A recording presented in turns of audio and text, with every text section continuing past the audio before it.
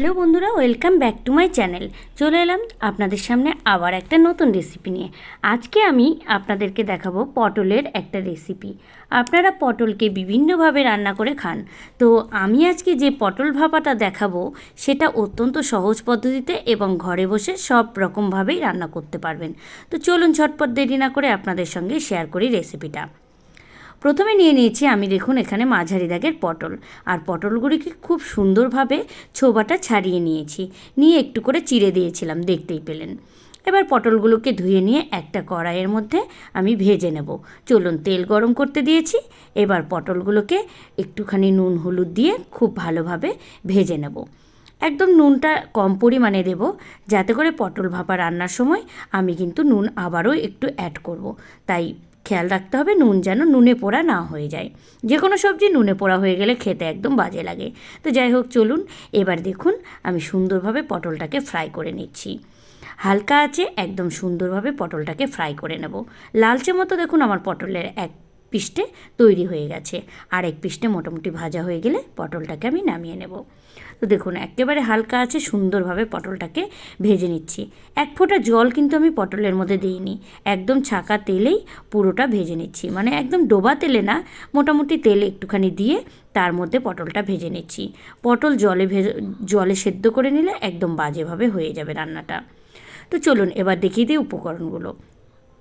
নিচে এখানে কালো সর্ষে, একটু পোস্ত, দুটো মতো কাঁচা লঙ্কা, আর নিয়েছি একটু জিরে। এবার এটাকে পেস্ট করব। আপনারা চাইলে মিক্সচারেও পেস্ট করতে পারেন, আমি একেবারে শিলনোড়ায় পেস্ট করব। আর শিলনোড়ায় সর্ষে বা পোস্ত পেস্ট করলে একদম সুন্দরভাবে মিহিভাবে পেস্ট হয়ে যায়। মিক্সচারে কিন্তু অল্প সর্ষে বা পোস্ত পেস্ট করলে খুব একটা মিহি হয় না। তো দেখুন এবার সর্ষে পোস্ত আমার পেস্ট হয়ে গেছে। কাঁচা লঙ্কা এর মধ্যে দিয়ে দিয়েছিলাম। এবারে দেখুন স্বাদ মতো একটুখানি নুন দিলাম, যেহেতু পটল ভাজার সময় নুনটা দিয়ে দিয়েছি তাই আবারও একটু নুন দিলাম। এবারে এই পেস্টটাকে তৈরি করে নিতে হবে। এর মধ্যে দিয়ে দেবো সামান্য পরিমাণে একটু হলুদ দিয়ে, এবার দেখুন সুন্দরভাবে চামচের বলে আমি সুন্দরভাবে একটা পেস্ট বানিয়ে নেব। পরিমাণ মতো এখানে দিতে হবে জল। আপনারা গ্রেভিতে যেরকম খাবেন ঠিক সেইভাবেই জলটা দেবেন। যদি ভাবুন যে একটু গ্রেভিটা হালকা পাতলা খাবো, তাহলে কিন্তু একটু জলের পরিমাণটা বেশি দিতে হবে। আর যদি ভাবুন যে একেবারে মাখো মাখো খাবো, তাহলে জলের পরিমাণটা কম দেবেন। এবার নিয়েছি আমি এরকম একটা টিফিন বক্স। আপনারা চাইলে এটা কড়াইও করতে পারেন, তবে টিফিন বক্সে করে করে দেখবেন, বেশি স্বাদ হয় আর খেতেও ভীষণ ভালো লাগে। যেহেতু বলেই দিয়েছে আগে পটল ভাপা, তাই ভাপাতে ভাপার মতো করে করাটাই ভালো। তো চলুন এবার পটল ভাজাগুলো দিয়ে দিলাম, দিয়ে এর মধ্যে দিয়ে দিচ্ছি এই সুন্দর দেখে আমার মিক্সচার করা সর্ষে পোস্তর পেস্টটা। এবার চলুন এর মধ্যে দিয়ে দিতে হবে কয়েকটা মতো চেরা কাঁচা লঙ্কা। আপনারা যেরকম সাইজের কাঁচা লঙ্কা দিতে পারেন ঠিক পরিমাণ মতো সেরকম দেবেন। আমি এখানে 3টে মতো দিয়েছি, আপনারা চাইলে বেশিও দিতে পারেন। এবার দিয়ে দেবো কাঁচা তেল, এটা অবশ্যই দিতে হবে। এটা না দিলে একদমই এই পটল ভাপাটার স্বাদ আসবে না। তো দেখুন এবার কাঁচা তেল, শস্য আর পোস্তের মধ্যে কাঁচা তেল দিয়ে দিলে একেবারে খেতে দারুণ লাগবে। তো চলুন এবার ভাপা তৈরি করার জন্য একটা বিশেষ জিনিস নিয়ে নিতে হবে। এটা এবার বন্ধ করে দিই টিফিন বক্সটা, আর খুব ভালোভাবে বন্ধ করে দিতে হবে। টিফিন বক্সের বাটি মাথাটা যেন খুলে না যায়, সেদিকে কিন্তু লক্ষ্য রাখতে হবে। আমি এখানে নিয়ে নিয়েছি একটা প্রেশার কুকার, আর প্রেশার কুকারে ঠিক পরিমাণ মতো একটু জল দিয়েছি। লক্ষ্য রাখতে হবে যাতে টিফিন বাটিটা প্রেশার কুকারের জলের মধ্যে ডুবে না যায়, অর্ধেক পরিমাণ মতো থাকে।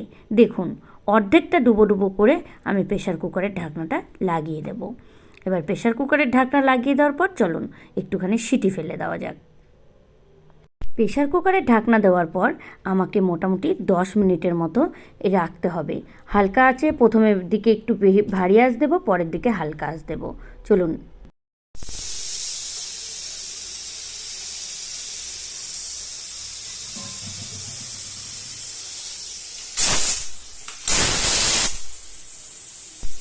দু থেকে 3টে সিটি পড়ার পরেই প্রেশার কুকারে যখন আর সিটি পড়বে না, দেখতে পাবেন ছ্যাঁত ছ্যাঁত শব্দ হচ্ছে, তখন গ্যাস বন্ধ করে দিয়ে একটু দমে রেখে দিতে হবে প্রেশারটা।